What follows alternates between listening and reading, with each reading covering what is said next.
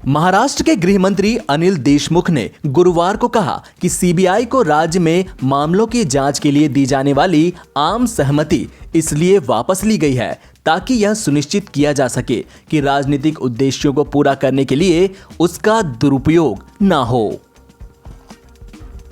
Delhi police special establishment act, इसके तहत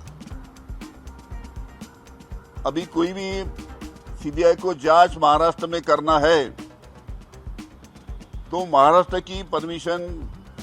सरकार की परमिशन लिए बगैर सीबीआई भी महाराष्ट्र में जांच नहीं कर सकती।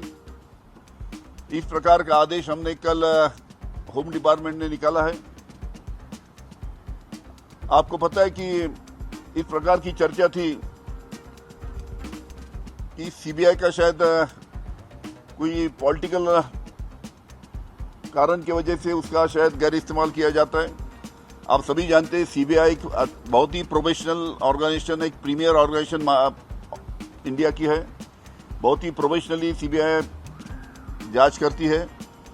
लेकिन पॉलिटिकली इस ऑर्गेनाइजेशन का फायदा लेने के लिए कुछ प्रकार के उनके ऊपर दबाव है क्या,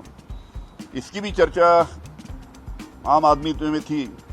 और इसके लिए बीच में जो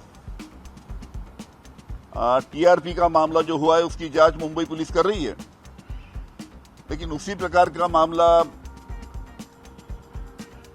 उत्तर प्रदेश में भी लखनऊ के वहां पे दर्ज हुआ है।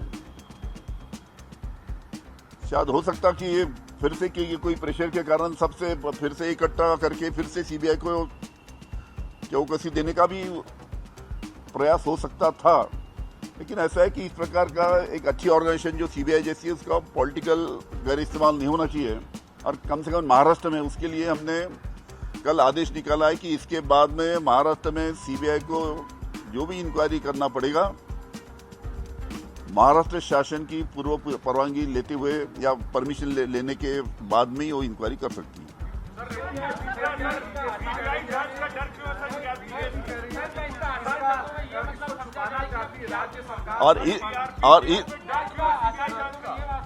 और इस प्रकार